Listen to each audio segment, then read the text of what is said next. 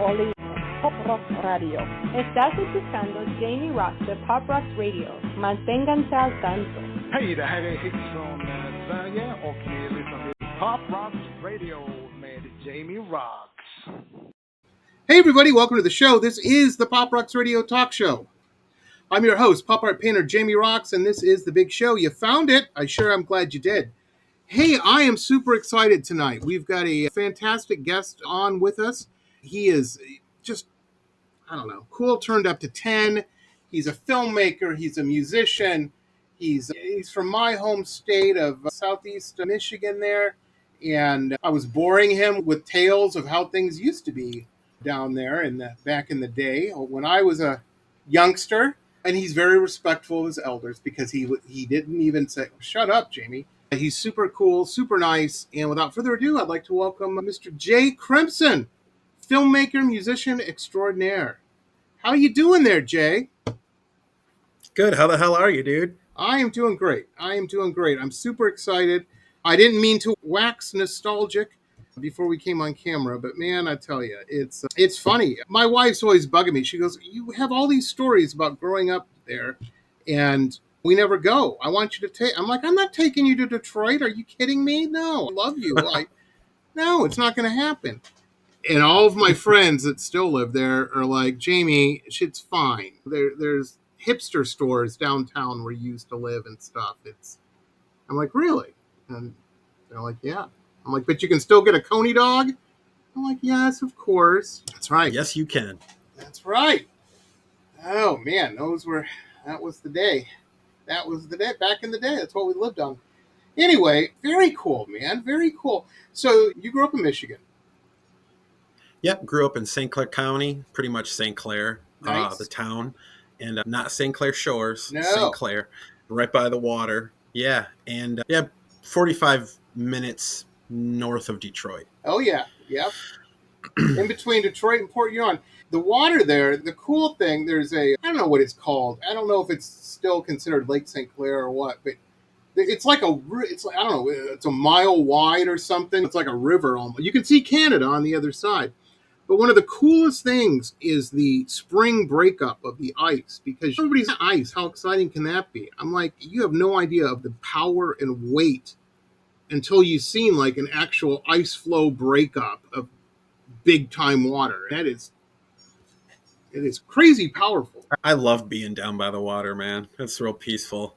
The older I get, the more I appreciate that kind of shit. Oh, I'm telling you. Now, we actually I grew up in New Baltimore, technically, before I moved down to the city, which for those who don't know, if you want to look it up on a map, is just past Mount Clemens and all that shit. We were known we had a festival every year. I don't know if they still do it, but it was called the Fish Fly Festival. Do you guys get the fish flies up there in where you're at? Ooh. Are they bad? We get fish flies. Yeah, we get them bad. When I worked at Speedy Q, the gas station right there right almost to Moraine City. Yeah, they get all over like a wall. People open them up, they'd fly in. Oh yeah, and people don't tell them, "Hey, welcome to the Fish Fly Emporium." Imagine snow like this or even higher of moving insects. They look like little miniature dragonflies. They have no mouths. They can't bite you. But yeah, they are. People getting wrecks on they did roads and stuff, sliding on them. It was insane. My sister, who might be listening to this will bring you back, Lori, if you was in the fish fly pageant. She was the fish fly queen, if memory serves me right. I don't know if she was the queen, but I think she was definitely in the pageant, the Miss Fish Fly. They had the carnival would roll through town, and they would have fish fly games and stuff. Midwest America, folks, that's what people do, that kind of crazy shit. You know what I mean? Yep. We have here, I live in a little beach town. It's between Boca Raton and north of Fort Lauderdale, here on the Atlantic Ocean side. And our little festival that they have here are called Pioneer Days. I don't think there was ever a pioneer that was here. If they came down here, there were alligators and mosquitoes. I don't know why they would come down here, and no air conditioning. But the last time me and my wife went, I think it was last year, and we were walking around looking at the art setup. So should we get a booth next year? One of those. No, I don't want to do it. I'd have to paint a bunch. Art people are buying here is lighthouses. You know what I mean? I would want to paint. Yeah. I would want to do a painting of that woman that got ate by the shark when they find her on the beach in Jaws when all the crabs are on her and she's half an. That would be a cool painting I would paint. But that would be badass. The That'd people would killer. run screaming out of the Pioneer. It wouldn't work. But my observation on our Pioneer Festival is the majority of people there look like they might have been actual pioneers from an age standpoint. They look at me and they're like, look at this young teen here. I'm like, Jesus Christ, that's you're old. You're real old. But yeah, every little place has their thing, and good for them. It's something to do. So you grew up in St. Clair, which is very cool, man. I knew there's a lot of gals that wore sunglasses at night, spiked high heels, and smoked a lot, lived up in that neck of the woods when I was in high school. That was back in the day. Big hair, and they were pretty fast up there. I loved them. They were fantastic. How did you know when you were a youngster? Because you're a double threat. You're making indie films and music. Did you know showbiz was in your bones? That's what you were going to be doing? Oh yeah, from ever since Batman, little kid, I'm just wearing capes. I'm jumping off the furniture. Yeah, I knew since then. That's awesome. I didn't know that horror would have such a big impact on me as a child until I watched the first Halloween movie, 79. And yeah, oh my, or 78. 78. First Halloween came out in 78 or 79? Yeah, 78, I think. Okay, yeah, that's what I thought. And just scared the shit out of me as absolutely. a kid. The shadows, him carrying the girl, little boy seeing it through the window. It was just, because I could relate to the kid. Oh, yeah? The shadows. Yeah. And I just seen shadows everywhere in my house from that moment forward. But and there were some things. I flipped it when I got older. You thought we're going to go a different way. Remember when the bullies tripped him and he smashed his pumpkin and shit? And then Mike Myers is there, and you're like, oh shit, he's gonna eat these kids, these bullies. And I want the comeuppance, and we didn't get it. You know what I mean? There was like, nope. God dang it. Yeah, but him just standing there was terrifying. Foreshadowing. He just foreshadowing. Yeah, it was fantastic. That, and I tell you when the abandoned house where the murders. So let's hang out in here and wait for him. And they go in, and the dog, he had eaten part of the dog. And it was, you know what? Yes, spoilers, folks. If you haven't seen fucking Halloween, would it come out 50 years ago? Jesus. Here, I'll spoil another one for you real quick. Titanic doesn't end well. No. All I'm saying. If you haven't seen that, hit yourself with a tack hammer. Mm-hmm. Absolutely. Tommy Boy style. I'm telling you. Jesus Christ. Yeah, that was horror. The interesting thing about horror is I started painting horror paintings because I got sick of painting Marilyn Monroe, to be honest with you. You can only paint James Dean so many times, and you're like, God damn, I need something. Can he be holding a hatchet? We got to do something here. You know what I mean? Just to keep my sanity. And I'll tell you, it was the crash. I'm not going to get political, I promise you folks, but it was the recession of 2008 to 2010. People weren't even buying Marilyn Monroe paintings in those days. So I wasn't constrained by, I've got to paint what people were buying, because they were stocking canned food and shotgun shells. Fancy art was a low priority for the majority of people during that time. And so I was able to paint whatever I wanted. And at the time, I was renting a room from this crazy couple in mid-Michigan, in the Saginaw area. My dad was sick, so I had moved. I knew it was only going to be a matter of a couple months, maybe at the most, but I wanted to be there when the end came, or at least close by. So but they were big, they were crazy horror people, and they were annoying to watch a horror movie with, because they're like, that guy's spleen didn't explode, what the hell? I'm like, how do you know what a spleen looks like? I couldn't even find one. Are you kidding me? But we were watching Walking Dead. This was when Walking Dead premiered. That was on AMC. Okay. So it's that time different. But all they watched were horror movies. And so I'm watching all these horror movies with them. And stuff. And yeah, I had my own TV and I had my own setup and everything, but I hung out with them because somebody to hang out with. And so I started painting a lot of fucking zombies and stuff because why not? That's what I was immersed in. And believe it or not, come to find out, there's a lot of people that dig horror art. And even in my Oh pop yeah. art style, they like it. And I'm like, I remember I painted Little Gage with the truck coming down on him from Pet Cemetery. That's a terrible idea for a painting. Nobody wants to hang that over the piano. That thing sold in 22 minutes. It was like super quick. Wow. And I'm like, Nice. oh, I guess they do. And I was talking to somebody and they said, yeah, Jamie, you got to understand, there's not a lot of that shit out there. You know what I mean? They live for this kind of stuff. They'll sit down and watch horror movies for 6 hours straight. They love it. And I'm like, okay, sounds good to me. That's another market. So yeah, today even I still do. But I get it. I get it. And it seems to be a lot of people from the Midwest. So it doesn't surprise me that you would start making. But we're going to play the trailer for Lilith here in a minute. I'll actually have a couple films. And Green Hill, a film by Jay Crimson. We're going to play both of those trailers. But I was watching the other day and I was thinking about this. I was watching the trailer for Lilith and I'm like, this is half-ass artsy fartsy, really. This is very surreal. There's a lot of cool artsy imagery. I could see this definitely be playing at art festivals in like Boston or New York or something. This lends itself to that scene. So Cool. very artsy. I was very surprised because usually it's a found footage film, and there's some zombies and maybe a ghost. Usually it's a witch.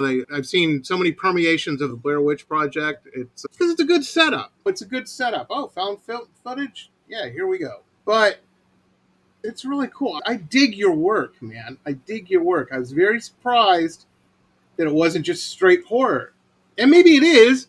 Maybe I'm just looking at it through artsy glasses or some shit, but it definitely No, it's seemed artsy fartsy to me. Not overly artsy. Folks, you're not going to watch this film. I didn't get the impression that you need to put your pinky out and pour yourself a nice Chianti, unless you're eating it with some fava beans. But it just was surprised. I was pleasantly surprised with that. I'm glad to hear that. My original thought on a film was I wanted it to be a hybrid, but not a hybrid like a modern hybrid, more something from the 80s or 90s that has stop motion in it, claymation in it. Yeah. And I hired a handful of artists to work on this, and they really came through. Me and Justin Squires of Dark Forest Media, who also worked with me on Green Hell, he has come up with some of the coolest stuff. We had an editing session today, and we're coming up with the idea for the official poster for it. Because I've had some rough ideas I've posted up and stuff, but this one's going to be the official poster, and it'll probably switch one more time with an official date. Yep. As we get closer. But Stephen P.O'ed, or he goes by Jelly Eyes on Instagram, he is the claymation king right now. His style is so 80s. It's not super brushed up, and I appreciate that. I like the roughness of it all. The gritty factor in a clay motion is out of this world. And I wanted to add to the creep factor. In this movie, there's more to the haunt factor in her getting to the more violent parts. Which I will say that James Bell from Utica, Michigan, he in Very Fine Crap Videos, that's his tagline, that's his brand, but he sold me some cool prosthetics, Nice. fake face, eyeballs, and A whole I have box a of blood goodies. pump. Yeah, blood pump and stuff. So I'm Nice. thankful to James Bell. He goes to a lot of the festivals and sells his stuff that he makes with his wife. But Stephen P.O'ed and Tuppa Tuppa Video, those two, they made some cool videos for this project, and I'm very appreciative and thankful that they collaborated with me on Lilith. It's going to be a fun watch. Disturbing, gross, hallucinogenic, creepy horror film. Folks, that Watch. sounds to me like something we have, me and my wife, more so me. I'm an ex-club rat. I spent 30 years hanging out in discotheques all over the world. Not because I'm cool, but because that's where the people that would buy my paintings hung out. And I was trying to make a living. But I'm retired of that now. I don't go to. People always ask me, my old club friends, they're like, "What? You live by Miami? Why aren't you going to all the clubs?" I'm like, "Dude, I've got a wife. That's how you lose a wife, hanging out in nightclubs. I'm not doing that. And I'm old. I like to sit down when I go out. Buy a VIP table is expensive at these clubs. I am too cheap for that, and I like to sit. Right on. Right on. And plus, when you're my age, the only reason an old guy should ever be in a club is if he owns the club. That's otherwise you're just an old guy looking at 20-year-old girls. Right. It's not a good formula. It's not a good look on anybody. Not a good look. No, I never want to be that guy. But anyway, we do have a lot of get-togethers. We got a cool pad, have it all set. Yes, I will admit my backyard looks like a cross between a hippie garden and a nightclub. It does. But we're set up to have events, people. We got a lot of friends. But I got an 80-inch TV in the back there, and I like to have something visual on the screen during the party. And it stops wannabe would-be DJs trying to take over and play shit music that nobody wants to hear. Because there's no control to it. The remotes go in a little box, and only I know where it's at. Anyhow, this sounds like the type of film that I would play at one of my events, just because it's cool. It's very cool. And I'll tell you, people used to shy away from you don't want it to be too gross out. And you know what I'll say to that? Fallout on Amazon Prime proved that theory wrong last year. Obviously, people getting stabbed in the face with a fork. They dig it. Nobody turned away from that. I don't know anybody who watched that series that went, "Oh my, that's a little too violent and rough for me." We live in a violent, rough world, man. And yes, people want to escape from that, but they want to be familiar with what they're escaping to. You know what I mean? Right. We have some girlfriends of ours that they're always on us to watch The Handmaid's Tale on Hulu. And I always say, no, I'm not interested. I read the book in college and I live in the world. It's a little too close to home. When I'm entertained, I want to escape a little bit.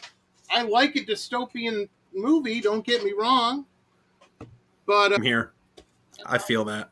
I don't want it to be too close to... Jesus Christ. It's just... But I think you're right. I think you're really onto something, that people do have an interest. Fuck, I live 3 hours south of Disney World, and they'll tell you people like a roller coaster. They like to be scared. They like that adrenaline pumping through them. Oh, yeah. And I don't know if it's still the same way. It's been a long time. But when I was a kid and you were out on a date, you took her to see a horror film. That's where you took her to see. If you wanted to kiss, that's where you went. If you took her to see The Notebook, you might wind up braiding each other's hair, or that's what she would expect. But I didn't take any girls to see those kind of movies. I was smart about it. Let me put it this way, folks. You ever seen the Thriller video? Even Michael Jackson knew to take his gal to a horror movie. Sir. That's just common stuff. Anyway. But in addition to film, because we're gonna delve into film here, but you also are in a band. Tell us about the band. Okay, so I'll start from the beginning when it comes to my musical past. So I played drums in a death grind band called God is Stoned from about 2002 to about 2005-ish. Wow. I think I'm right there. If my bass player was here, he'd be like, "No, I should." But yeah, it was pretty fun. I knew that I had a love-hate relationship with the drum set from the get-go, and we were all playing mismatched of what we really wanted to play. I wanted to be a front man. Bass player wanted to play guitar. Bass player from the later bands was the singer, and it's funny. But we got it right in 2009. Me and two of the same guys were in No Class Assassins and that band was 2009 to 2020. and we opened up for Guar. We opened Wow. up for Misfits. How cool is that? And to say Goat Whore, Suicide Silence. We won awards. We played Warped Tour 2010. And then we eventually split, or we're on an indefinite hiatus, as bands come to say. I started Chemical Valley Mutants for my interest in hardcore punk in 2022, about September until present. We played the Schwank Soundstead in Port Huron, which is a home venue, and it's badass. It's an old house, and they turned it into a recording studio / venue. And it's one of those cool punk rock places, homegrown punk rock place. And so far, that show, and we have opened up for Cancer Slug last February, which has the dude from Doyle's band from the Misfits. They're called Doyle. Yeah. Nice. And yeah, that's the coolest stuff we've done so far when it comes to gigs and whatnot. But we jam. We love jamming. These are the oldest guys I've jammed with, except for the drummer. He's the youngest.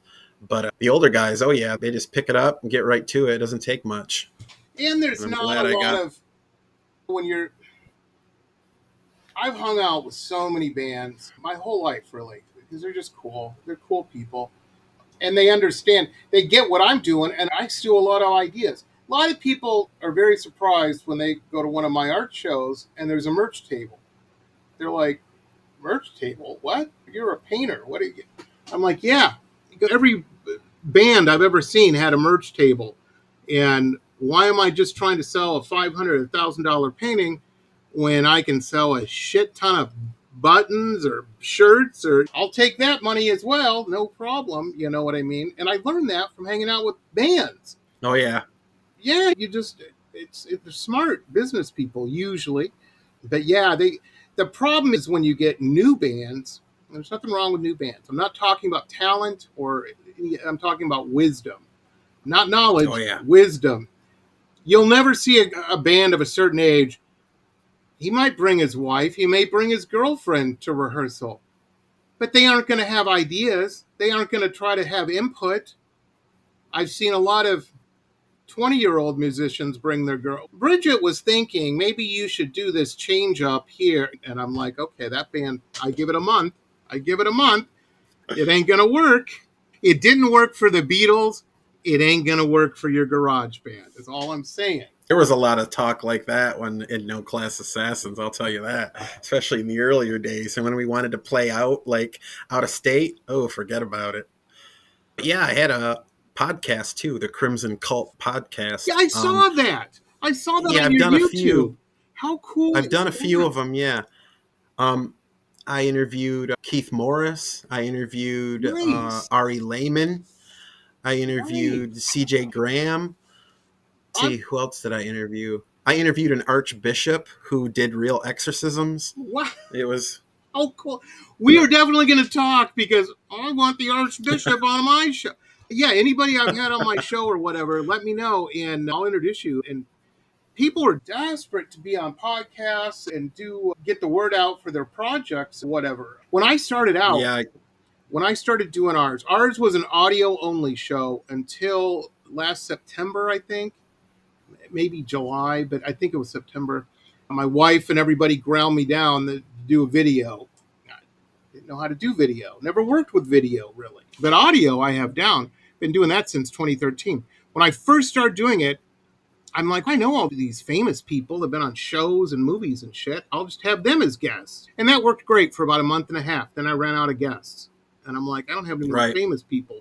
Where am I going to get guests? And I'd only done 40 shows or something. And so I didn't have a track record. So and here's a big secret for those out there looking for guests for podcasts. I'm sure it would still work. I went on, what's the crowdfunding? The big Kickstarter. I went on Kickstarter and would scroll through Kickstarter, find something cool, and then email them and say, hey, I've got this little podcast. You want to come on and talk about your Ganiptanop or whatever? And they're like, yeah. Filled up my guest slots. Oh, hell yeah. And cool. Yeah, I don't know why more people don't do that because it's easy booking guests. It's no big deal. things change when you hit that 1,000 mark. Then all of a sudden, guys in suits start messaging you. The phone, they answer the phone. It's amazing. And everything changes. But get people ask me all the time. They're like, how do we get advertisers? And so I'm like, do 1,000 podcasts. That's what you got to do. You got to build up to it. And they're like, yeah, it takes a long time, Jamie. What are you talking about? I'm like, yeah, you could become a doctor in the same amount of time it takes to do that. It's like bands with music. You really want to do so, you got to build that shit up. I did a podcast with Lloyd Kaufman of Troma, and after we talked, that's how I got into the Troma world, and that's how Green Hell, The Witch, and Crickets in the Snow, as well as 3 of my No Class Assassins videos are up on Troma now. Nice. The streaming service. That's what I try to tell these youngsters, people new into this scene, creative types, network your ass off, because you never know where it'll lead. You never know.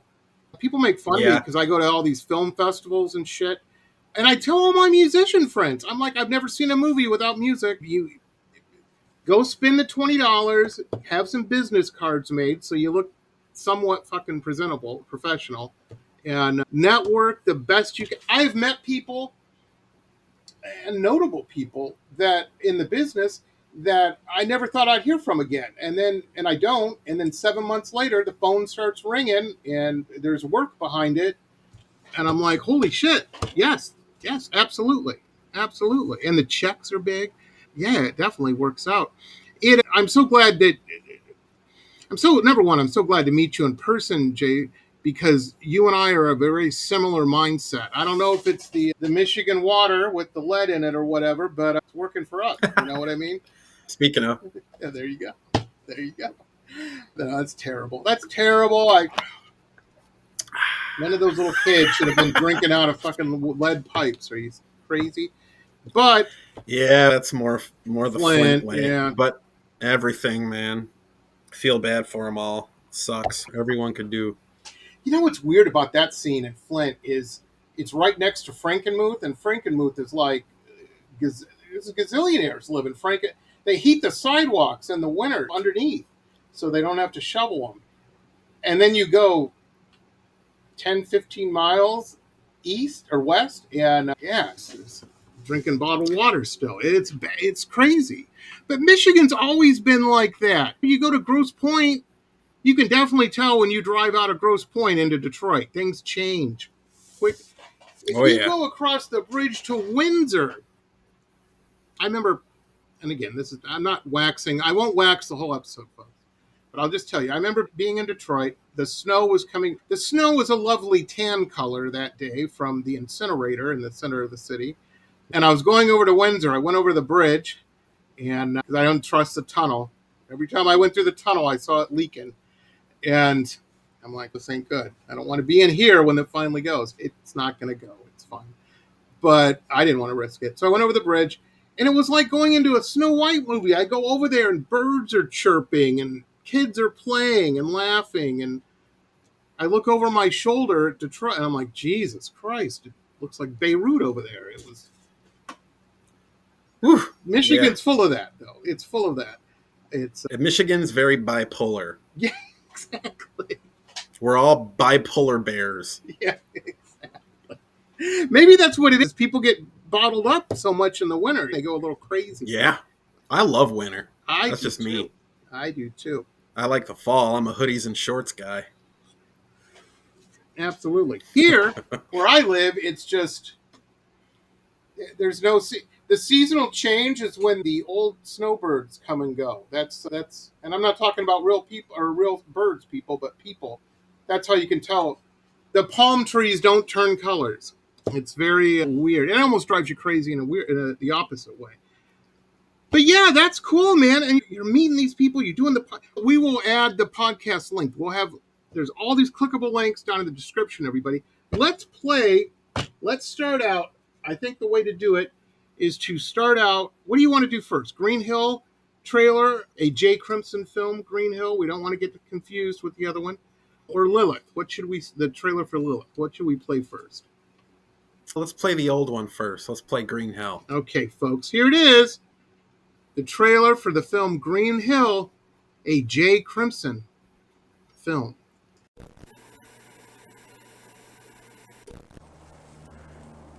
Dave, Kelly.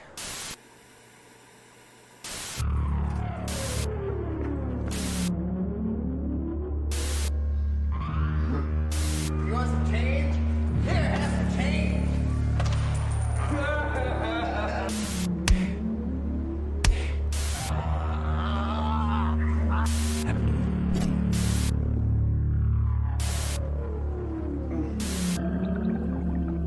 And the more he ate, the less it seemed that he could taste anything.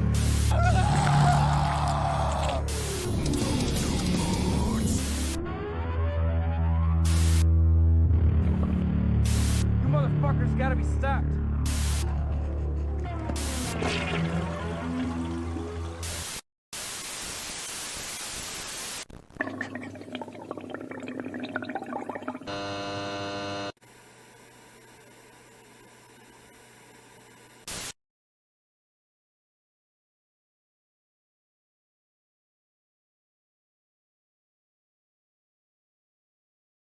And we're back, folks. We're back. That was Green Hill, a J. Crimson film. And the reason I'm saying that is we were talking before we came on the mic, and Jay informed me. He goes, what happens sometimes. There was another film that came out, and Jay had to have a Detroit conversation with him involving a baseball bat with nails in it. No, I'm kidding. But yeah, we don't want him to get confused. Green Hill, very cool. Now, let me ask you, as an artist, a creative, I hate the term content creator, just because what is that? Everybody does it. And I think you're making a movie. It's a little different than a YouTube short. Come on, you're not in the same category. But when you come up with an idea like Green Hill, where does it cut? Is it always different, or do you just majority of my ideas for paintings and stuff? I'm a morning person. When I wake up, it's like the computer's been defragged and everything is going. I never come up with ideas at 10 o'clock at night. It's always in the morning for me. How about you? Are you in the shower? Are you in the car?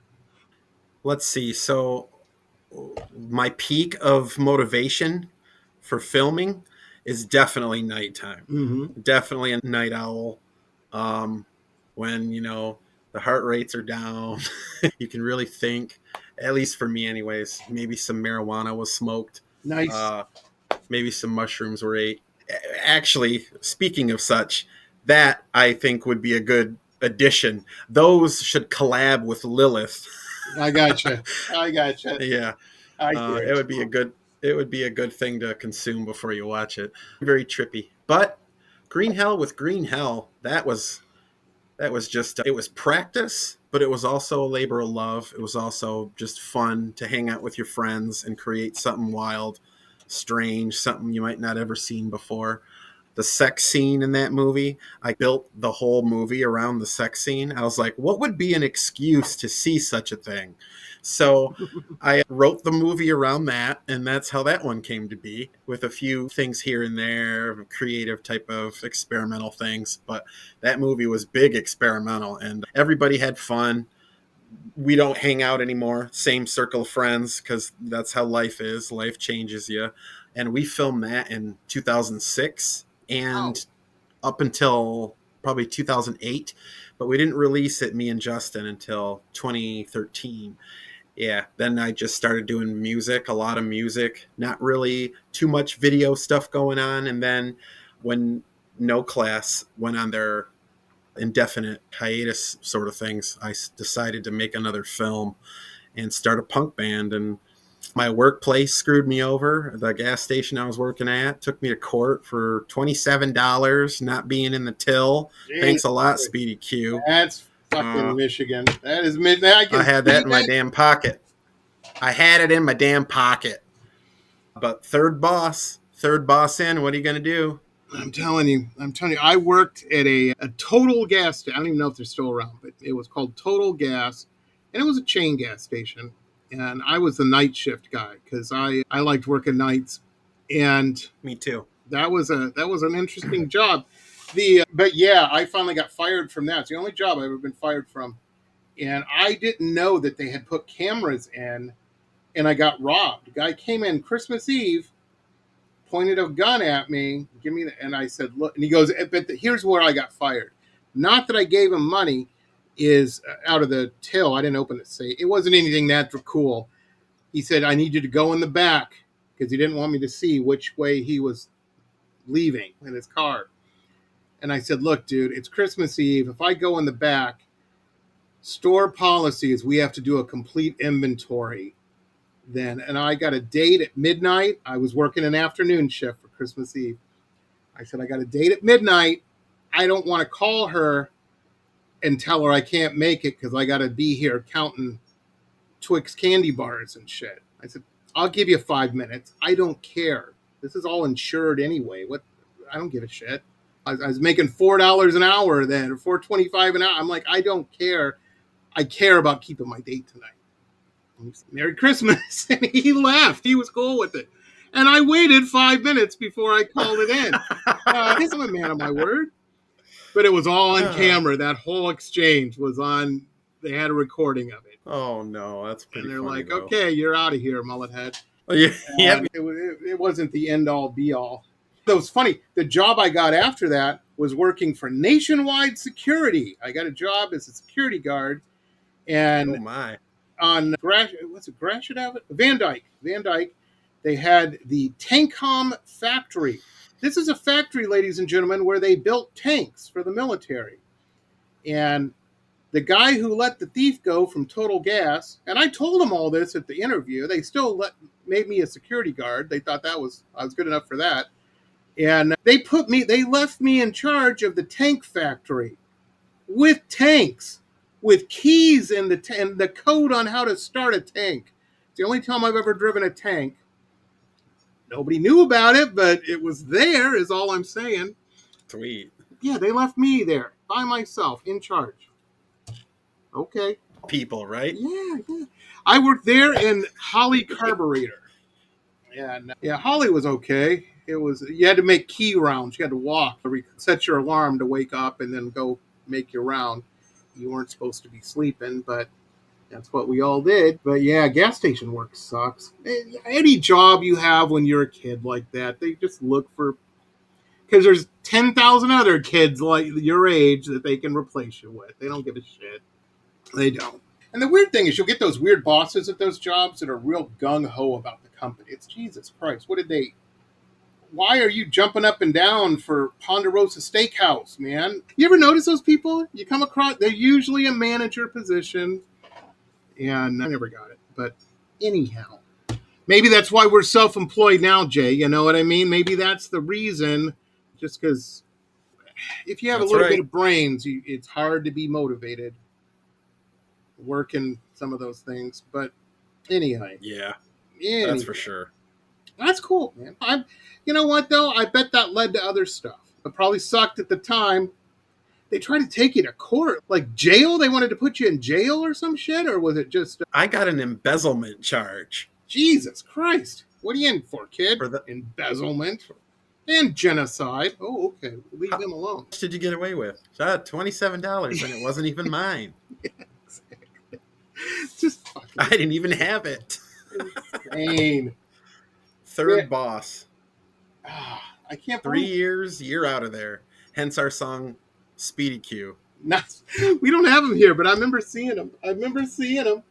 Oh, that's great. There's about 26, 27 of them in Michigan. Yep. We have racetrack. It's the same exact setup, but they're called racetracks. Probably the same company. I'm sure it is. Cooler name. I don't know. I've watched a lot of car races. I guess they do get filled up in the pit stop. They got to gas them up, but I don't see the driver get out and do it himself and get a big soda, styrofoam soda. Oh my gosh. Yep. Working that. Oh, that was I used to have the guy wasn't, I guess he was unhoused, as they say today, but his house was his car. He lived in his car. And in Michigan, Jay will tell you, you can collect cans. I don't know if you still can. You used to be able to collect cans and you turn them in to get the deposits back on it. It's 10 cents a can and a bottle. Yeah, it was great. So this guy would come visit me. I'd always give him a free cup of coffee, somebody to bullshit with for a little bit. And he would look through he started looking through all the trashes out by the pumps for cans. And I said, hey, I gave you the free cup of coffee. Here's some liners. Just you keep all the cans you want, but swap out the trash while you're doing this shit. Because it was something I didn't have to do then. Yep. And he did that. It turned into he would stick check the tanks, take those big sticks and see where we're at. Oh, yeah. Fill out the fucking clipboard, the whole thing. I didn't do shit at that store. I had him doing all that stuff, but what can you do? But yeah, that's working at the gas station. Working at the gas station. God. I didn't mind it. I enjoyed it, actually. Jay, off camera, I've got some stories of some untoward stories of gals I met working at that gas station, but I don't want to say it during the show. All kinds of adventures of working at the gas station. Amazing. Anyhow, yeah, very cool. Do you want to do a track? We should do a track next. Play a couple tracks, and then we'll close out with the Lilith trailer. How's that sound? Cool. Yeah, they're shorter tracks, short, quick, to the point. Yeah, hardcore punk. Hardcore punk. That's what it is. What should we start out with first? Which one do you think? Let's do Vigilante. Okay, Vigilante. Here it is, folks. This is Chemical Mutant. What is it? It's Valley Mutants. Chemical Valley Mutants. That's what it is. This is Vigilante. Check this out. Oh, shucks. We got it.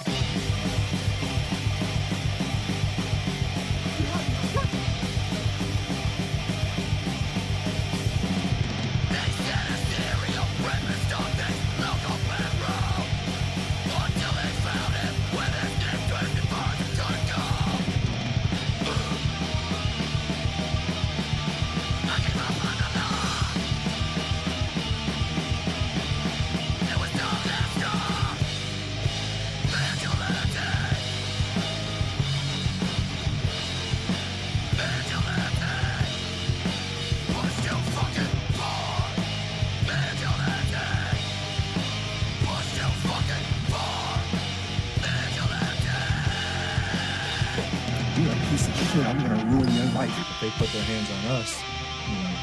All right, thank you.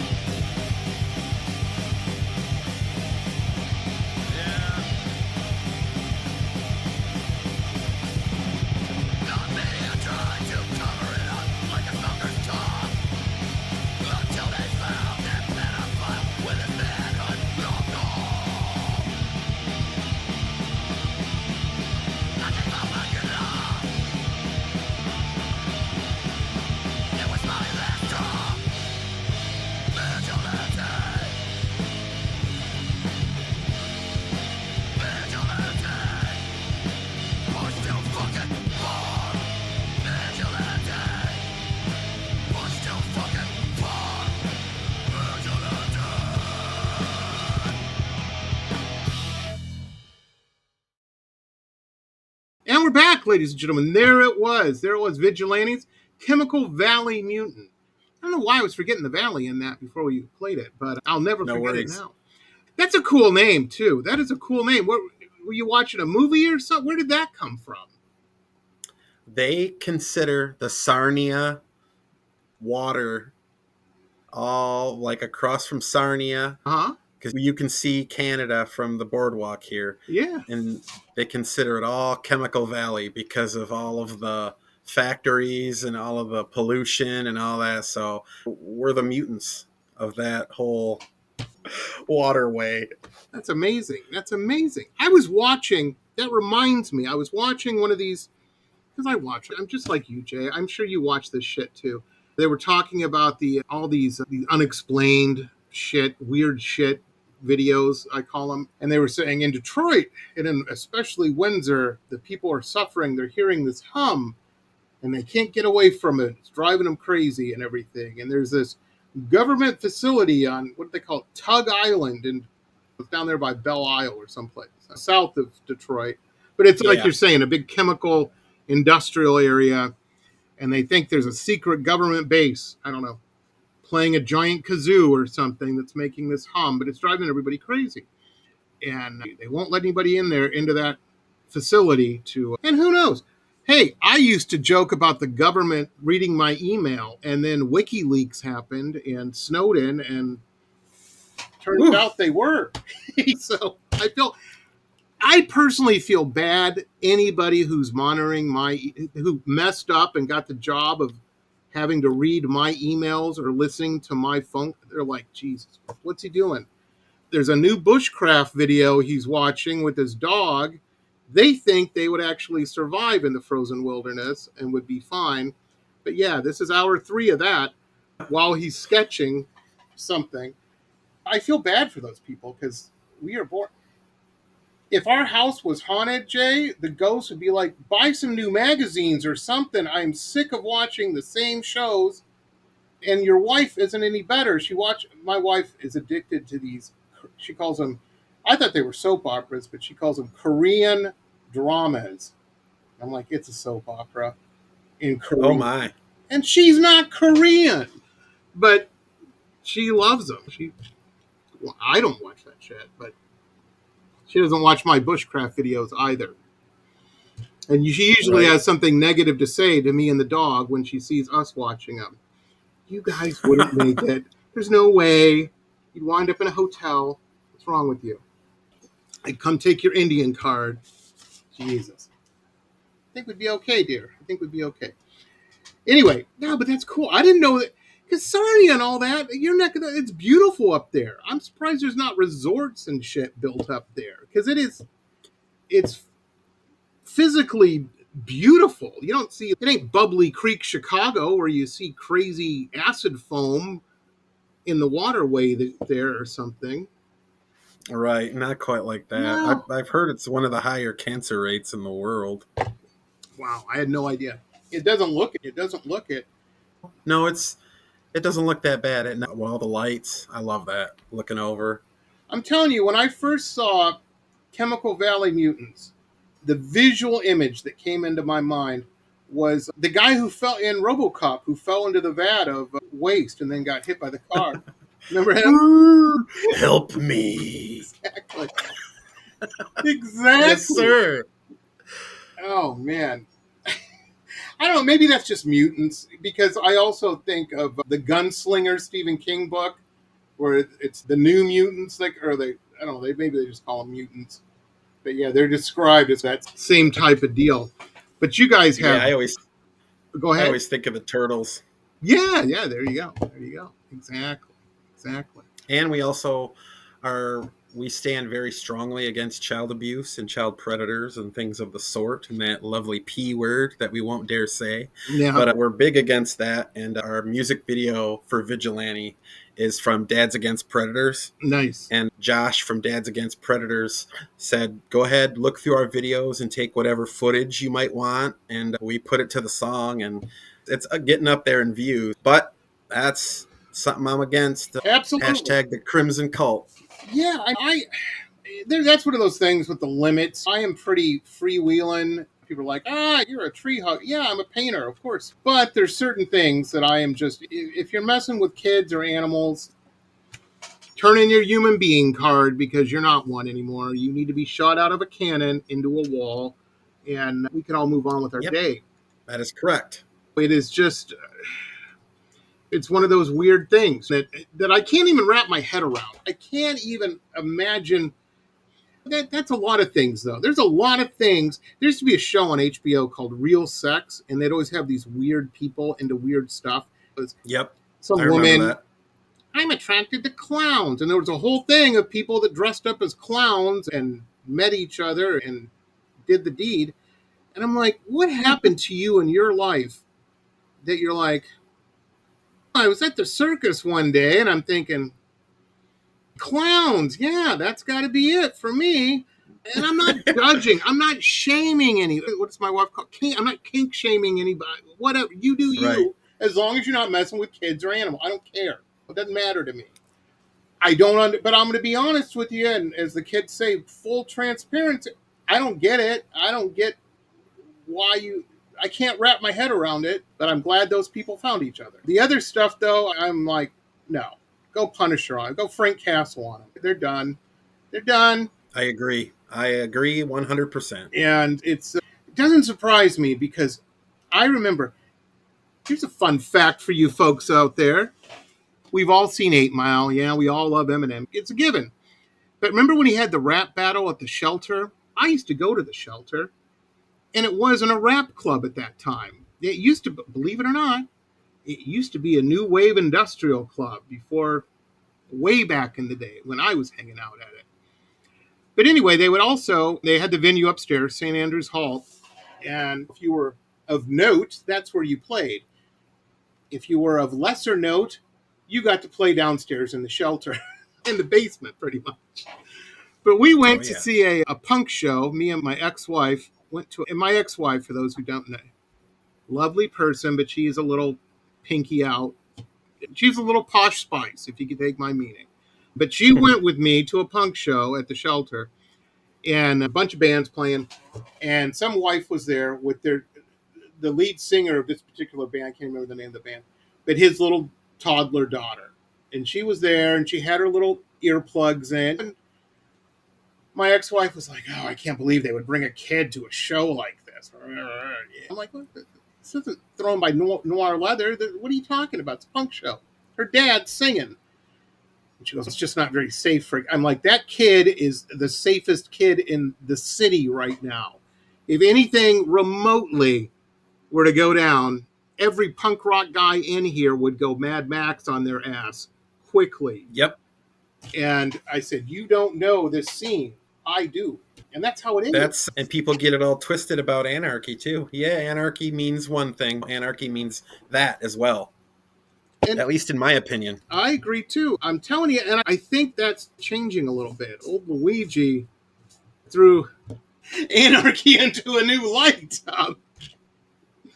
I know a lot of nervous rich people after that, you know? Yep. The old anarchist cookbook. And that's the climate we live in. The big thing today, I don't know, I'm sure you've been seeing social media as much as me. Everybody's making fun of Katy Perry with her little... for the space thing. Yeah, her little trip on the rocket. And I'm like, ladies, read the room, man. This is the country right now. Tone the celebrity bullshit down a little bit because the peasants out here aren't happy. We're about one... Yes, there's going to be a revolution, but I think it might be a French one. You know what I mean? So... Yeah. Chill out. Yikes. Go to a resort in Colorado somewhere and hang out for the next 6 months is what I'm saying. You might do better. Yeah. Anyhow, it's crazy. It's a crazy world.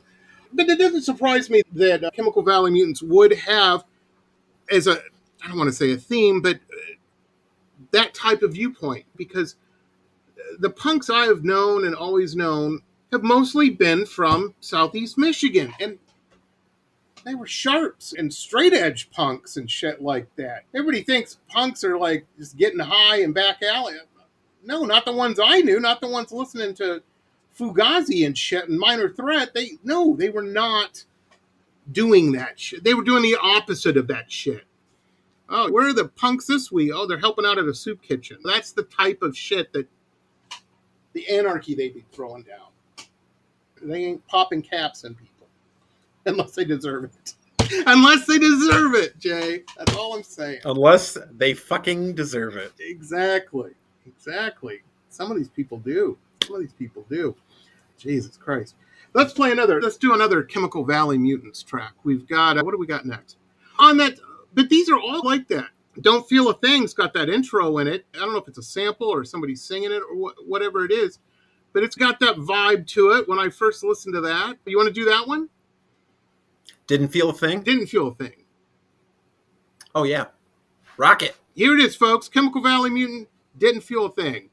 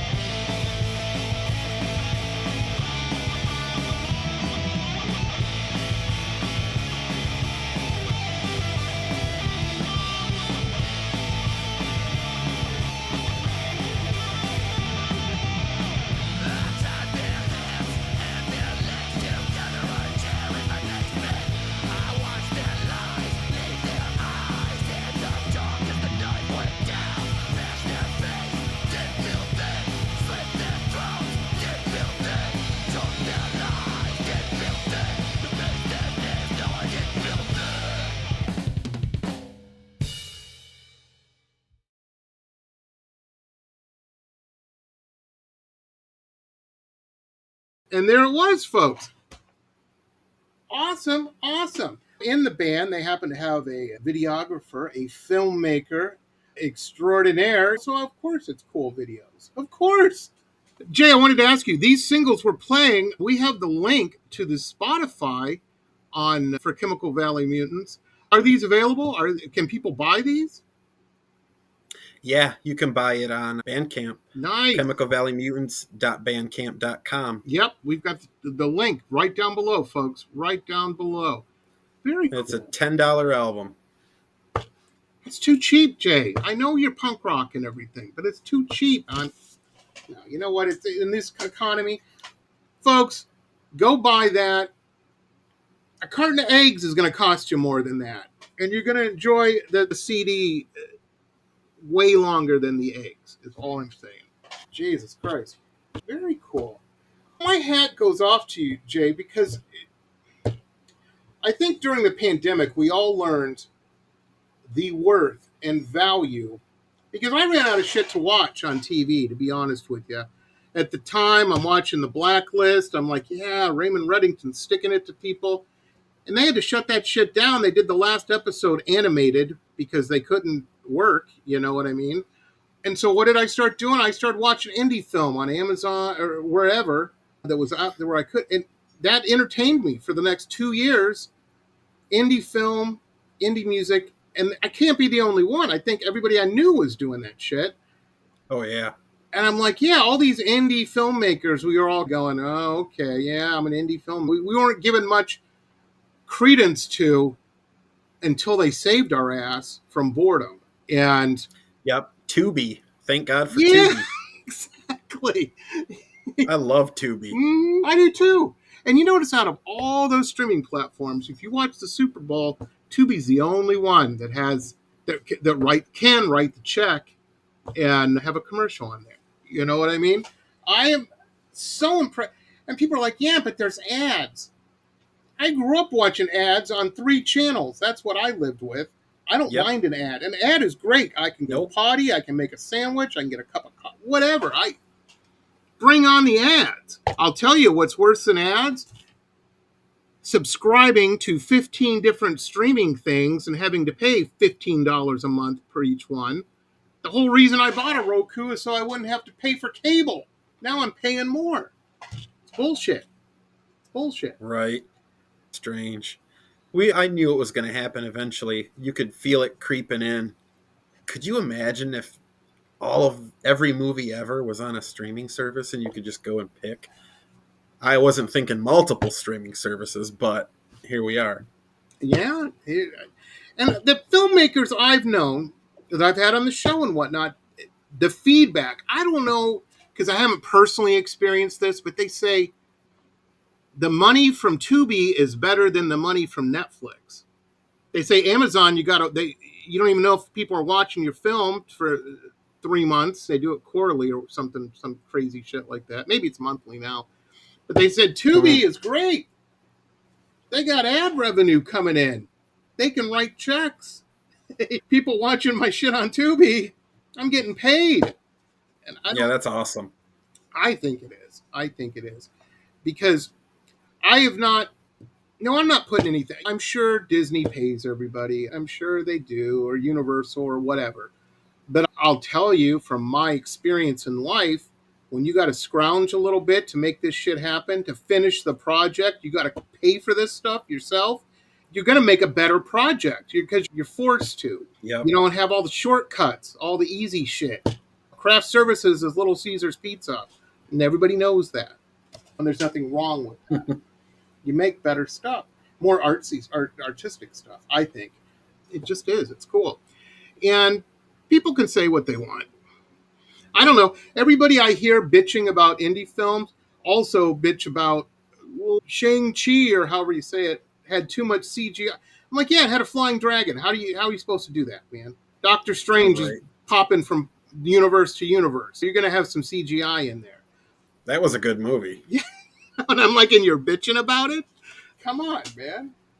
Anyhow. When it comes to horror films, though, I do appreciate a good CGI-free film. I I do appreciate a good practical effects film. The Evil Dead 2013. He tried not to use any CGI in that, all practical, and it turned out phenomenal. Yeah. Peter Jackson's Lord of the Rings. Those orcs were people. They weren't real orcs, folks. I don't know. They might have been. They looked that good, is all I'm saying.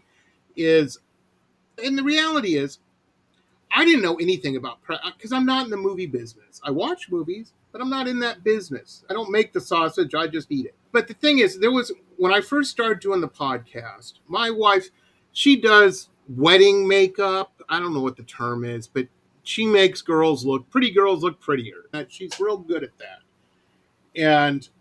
But she loves, in a perfect world, she was watching that Face Off show on the Sci-Fi Channel or whatever, where they had the movie makeup people on there, and it's like a competition show. And she's watching. Yep, I've seen it. Yeah, she was watching that shit. And I had some of the people on the podcast. This is back when I was looking for guests. I started emailing, Googled who they were, their website, and emailed them. Hey, you want to come on and talk about blah, blah, blah? Yeah. And I met some of these people, and I started learning a little bit, not the skills on how to do it. I do not know how a blood pump works or any of that kind of stuff. But it was fascinating to me because it's really cool, man. And it looks so cool, but it looks real. And it's just really neat. I loved it. So I'm with you, man. I like a good practical. And sometimes with dated films and effects, a good example, Schwarzenegger in The Terminator, when he's looking in the mirror and he's messed with his eye and you can tell that somebody made that bust or whatever, or animatron, whatever you call it. But you know what? The scene is so good and the story's so good, you don't notice it, really. At least I don't. On a rewatch, I agree. Maybe. But when I saw that when it came out, I didn't notice that shit at all. It looked cool. Yeah. Same with Alien. Jesus Christ. That was a scary thing. I love Aliens. Those movies are cool. Yeah, they're fun. I liked Romulus. The newest one was good. I'm telling you, was it last year or the year before? Me and my dog have watched the Predator Prey movie about 900 million times. You got to understand, I'm Native American, and that was a Native American movie. Yes, and it was. Predator, and I think I've watched that movie more than I've watched Patrick Swayze's Roadhouse. And that was my go-to. If I'm flipping and that was on, I'm watching it. That is a good one, Prey. But, oh, yeah. My wife walked through the room. Fucking Prey again? Really? Really? What's going to happen? I'm like, yeah, I know. But, yeah, we're watching it. Yeah. The dog's looking at me. I think we'd be okay. I think we could take this Predator on here, Papa. I think we'd be okay. I don't know, Mei Ling. I don't know. Everybody in my neighborhood makes fun of my dog because we have a Chinese Shar-Pei, the ones with the wrinkles and stuff. And she loves wearing her little kerchiefs, and so I bought her a bunch, and they're all Native American prints. So whenever I walk her, they're like, there he is with his Chinese Indian dog there with her. No. Yeah, we're the weirdos on the block. Anyway. Excellent. Love it. Have we done 3 or we've done 2? I lose track. We did 2. We got to do one more track. Yep. No, we've got Left Hand Path. We've got Failed Dimension. What should we go with? Let's do a Failed Dimension track. Or hold on, I just saw it. I'm just seeing it now. We also have Port Huron Whore. Oh, throw on Port Huron Whore. Okay. I figured. Here it is, folks. We're going to play it, and we're definitely going to talk about it. This is Chemical Valley Mutants, Port Huron Whore.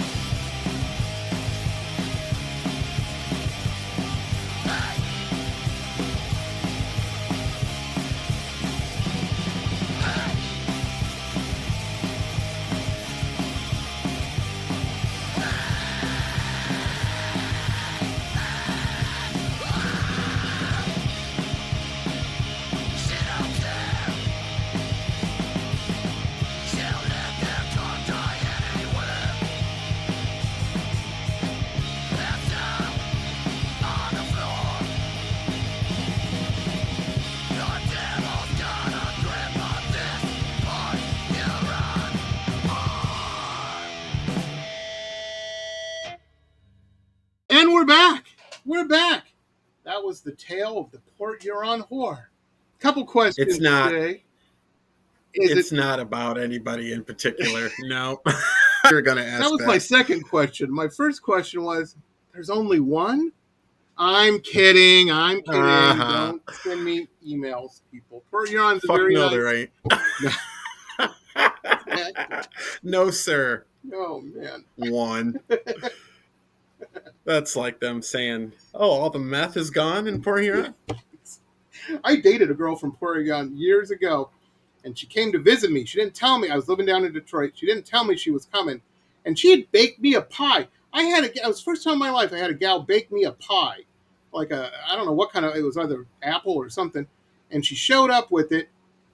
Now, I had never said we were exclusive, and she didn't let me know she was coming. There happened to be somebody else at my house at the same time. And she left, and she threw the pie at my door, smashed it on my door. And I might have thought, she's just a Port Huron whore. I got to clean this up now. Oh, yeah. Could have at least just left the pie. Should have put something in the song about a pie. I'm telling you. That was the fraternity I wanted to join in college. I ate a pie. I'm kidding. Don't send me emails, people. Don't send me. Anyhow. No, I'm from Detroit. Yes, Detroit guys don't do that. That's a whole other joke. Anyway. Crazy. It's a fun band. It's a cool band. It's hardcore punk.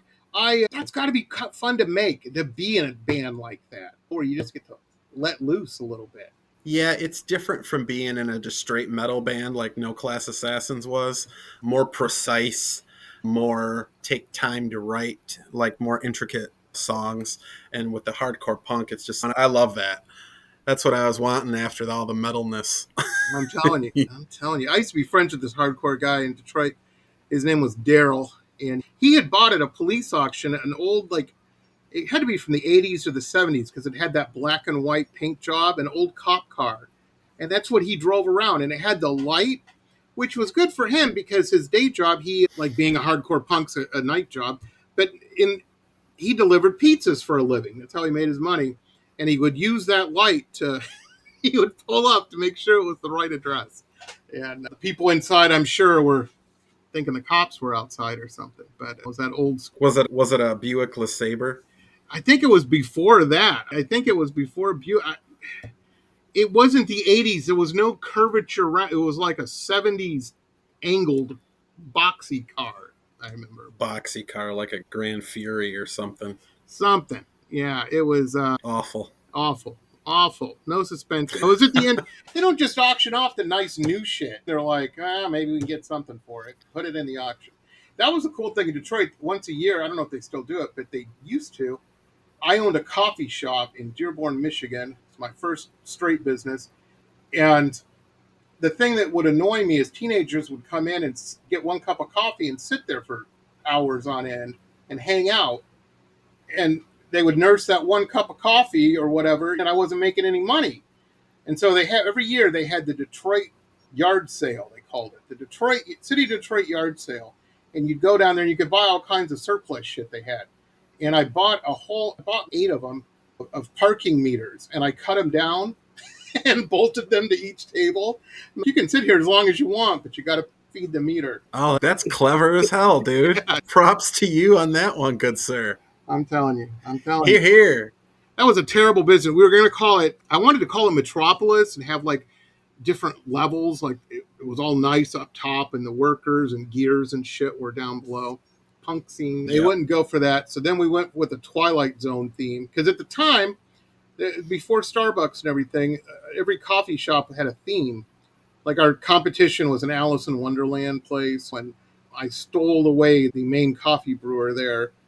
And we had a Twilight Zone. It was called the Zone. And it was an old abandoned bar that we rented. But it was set up for that type of thing. And on the bar top, I wanted to make a maze and then put plexiglass and have mice going through the maze. And the health department was like, no, you can't have live mice on your bar top. What's wrong with you? And I'm like, I'm 20 years old. I'm full of ideas. That's what's wrong with me. Not all of them are good. Reminds me of the Family Guy episode with the cat cafe. Yeah. I tell you, it wasn't a week later I got the cease and desist from, I think it was Universal. I can't remember who it was. It was some Hollywood studio that owned all the rights to the Twilight Zone and said, you can't just start a business and call it the Twilight Zone Cafe or whatever. What the hell's wrong with you? Change the name, buddy. So we did. And that reminds me of a flyer fiasco. I remember I used a flyer for one of my older band's shows, and it was I had used a picture that was non-commercial, we'll put it that way, and then everyone was pissed off when I wanted to cancel it because of the bad karma. Oh, I'm telling you, man. I was at the grocery store the other day, and I saw a mobile dog grooming van, and that's fine. That's a great business. But you don't want to wash your dog, they come to your house, and then they wash it in the van. You know what I mean? Fantastic. Totally respect it.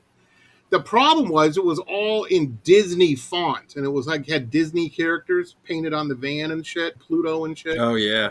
And I'm like, dude, you're in Florida. You don't fuck with Disney. It's like messing with the mafia or something. Right. You're just begging for it. And they ain't gonna lose. No. It's crazy. Let's play the trailer because my little light's blinking at me. I know we're going longer.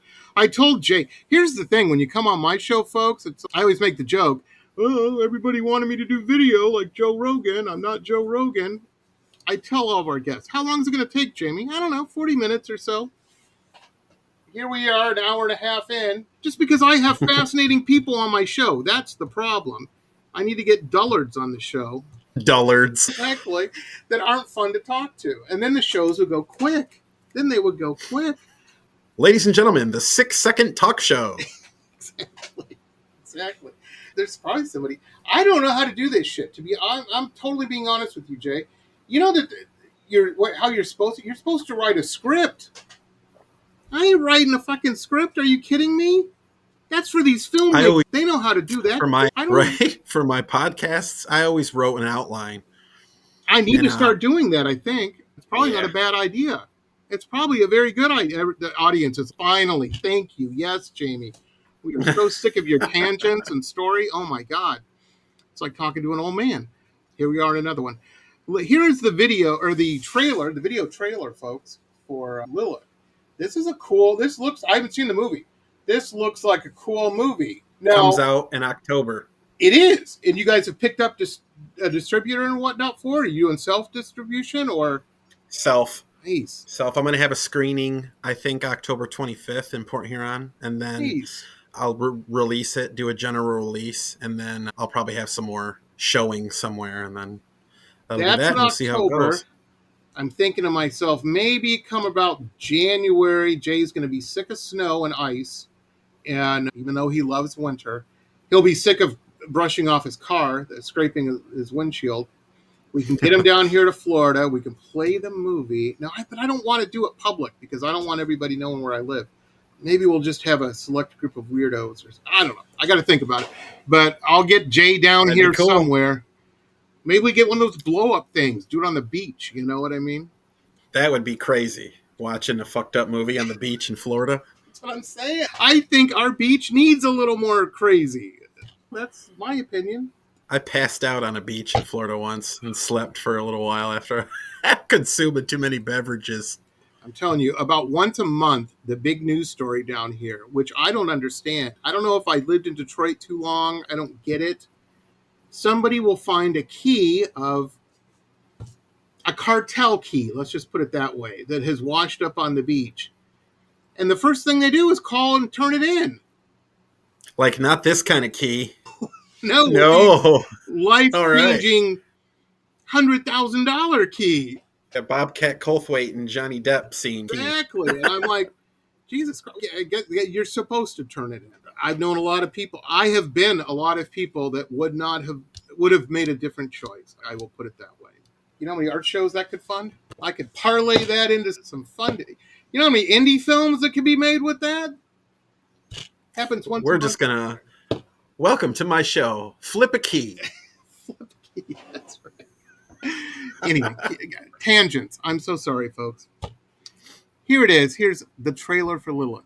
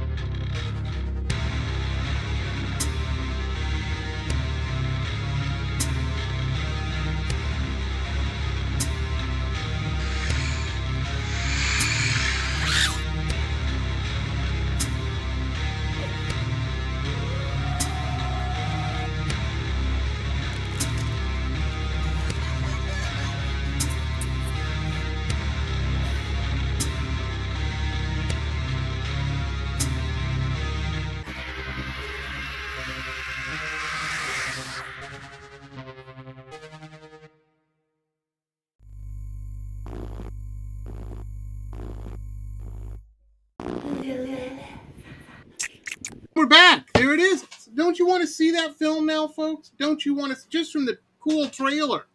Jesus Christ. Jay, gotta ask. You answered this before.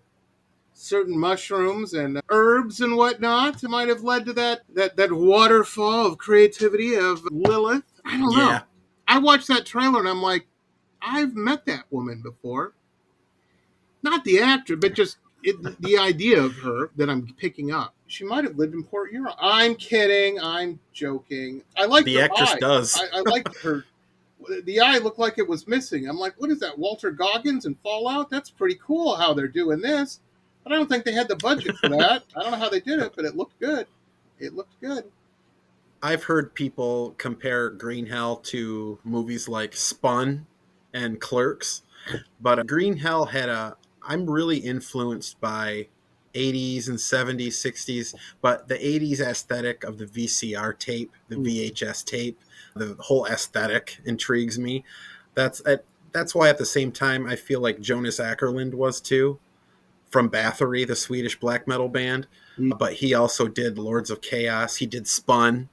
He did a whole bunch of music videos for artists like Duran, stuff like Oh, that. yeah. Just a lot of crazy music videos and a lot of different techniques and effects and flashes and glitches and stuff like that, and reverse, and just a lot of experimental stuff. And that's what I'm about. And Absolutely. I tried to put it to the max with Lilith here. So I hope people dig it. I'm telling you, I want to see the film so bad because I watched the trailer and it's interesting. And I'm not saying that as a slight. I'm saying that is I want to see the film watching the trailer. It interests me, but it also tickles my, and I admit it, I own it. People are like, yeah, Jamie, we see your blog every fucking morning. You get a little bit far afield on the art stuff. We be glad you're not married to me. I've watched my wife's eyes roll back in her head so many times when I'm talking about the post-impressionistic scene in 1790s, or sorry, how could I make that mistake? 1890s Belgium. You know what I mean? I get a little, I'm into that. But She rolls her eyes so much, she's like a female Undertaker. I'm telling you, it's true. We've got a good enough marriage where she's, okay, Picasso, you need to reel it back in a little. That was my dad. When my dad was alive, that was his big thing to me. When I went away to college, got my degree and everything, we'd hang out afterwards, and every so often I'd get a little grant. I'd get a little into it. He would always, that show Frasier, he would always say, Yep. Reel it in there, Frasier Crane, reel it in. You're talking to a working person. And Yeah, Niles. yeah, he's just gets a His bit brother. much. And that was his big joke. I laugh about it now. I didn't always, but anyhow, yeah, she gets that way a little bit with me. She's settled down now. But no, it's a cool trailer. Like I Thank said, you. I could see it being played at art festivals, and you could see that on a loop at Art Basel or something, on projected onto a spinning fabric cube that's 12 feet long. You know what I mean? Yeah. It lends itself to that type of imagery in it, but at the same time, that doesn't turn me off either. I'm like, oh, it's interesting enough that I want to see this. It isn't just Cool. It isn't weird Cool. for weirdness' sake. It's weird. Right. I'm weird as hell, and you want to know why. And I'm like, yes, I do. Jay, what that tells me is you're real good at what you do. You know what I mean? Thank you. Thank you very much, Jamie. I don't know if you ever appreciate wake that, up man. and go, I don't feel like doing it today.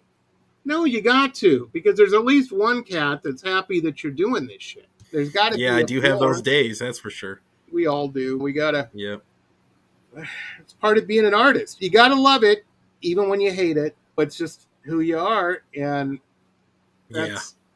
I remember I was bitching one day about it, and my wife, I was having one of those days, and Danny, we weren't married yet, but I'll never forget. She goes, "Okay, we'll finish this painting up. People already paid you for it, so you got to finish it."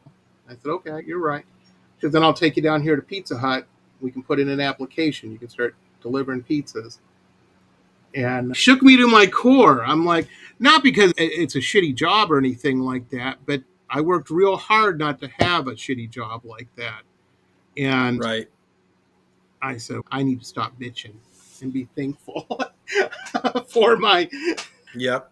and yeah, I did. I'm not delivering pizza, so and there's nothing wrong with that. I love when they deliver No. me a pizza, obviously. Hell yeah. That's the thing down here is everybody down here is from New York. So everybody, when you go to some party or a dinner party, everybody makes those thin crust pizzas. I'm like, no, baby, I need a Detroit pizza. I want it square and I want melted cheese on the sides of it. And for those of you out there that don't know what I'm talking about, just look up YouTube Detroit pizza. You'll change your life. You'll be amazed. Yeah. Yes, sir. Anyhow, Jay, thank you so much for taking time to be on the show. Keep making music, keep making cool films, and let's stay right in touch because I definitely want to have you back on the show. You're so much fun and inspiring. Fuck. Jay's doing this shit. I got to do some shit now. That's a good thing. That's a good friend to have. Two fun facts about this movie before we go. Yeah. One, I filmed it all on an Android phone. Nice. And two, I got a cameo from Ari Lehman. Really? The very first Jason Voorhees. How cool Friday the is 13th, that? 19. How cool is that? That's the movie you were talking. I thought about it, but I didn't want to mention. I was watching with my older stepsister, and we used to have a channel called On TV. It's before HBO and all this and that. And I don't know, my dad got a circuit board from somebody at work and brought it home and installed it in our TV, and we could then watch On TV. And we watched that Friday the 13th, and I was a little kid.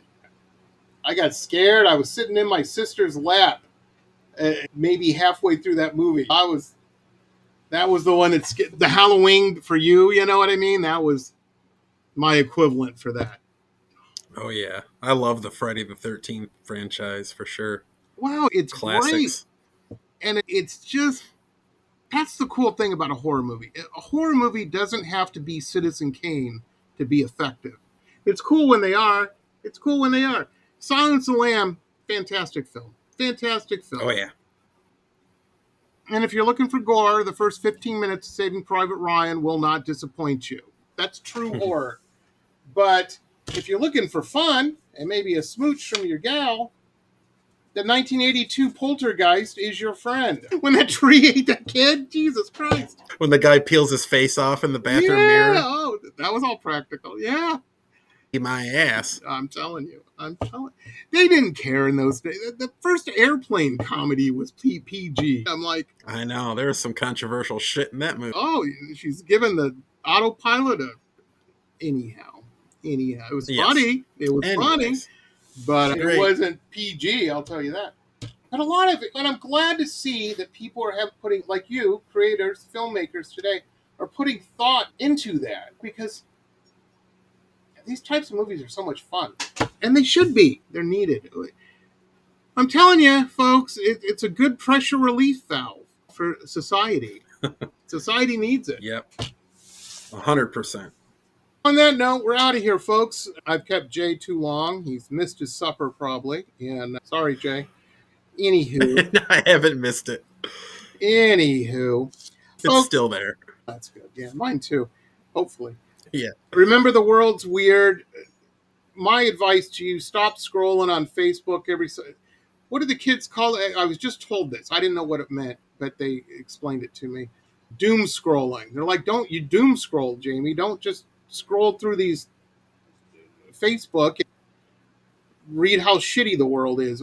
Take a break every so often. And they're right. And that's my advice to everybody out there. The world's weird. Be patient with people. If it takes your waitress an extra couple minutes to bring your food to you, don't go all fine.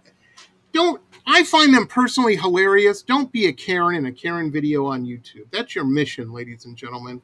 And if you're flying, I don't know, maybe lay off the booze before you fly. Drink when you get to where you're going.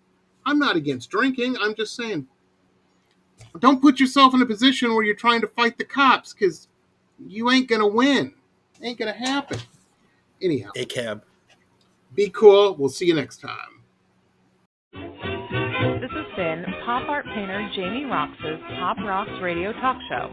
It has been executive produced by Jamie Roxx, recorded at his studio in Deerfield Beach in South Florida. All rights reserved by Pop Roxx Limited. Hannah Oli, Pop Roxx Radio. Estás escuchando Jamie Roxx de Pop Roxx Radio. Manténganse al tanto. Hej, det här är Hicks från Sverige och ni lyssnar till Pop Roxx Radio med Jamie Roxx.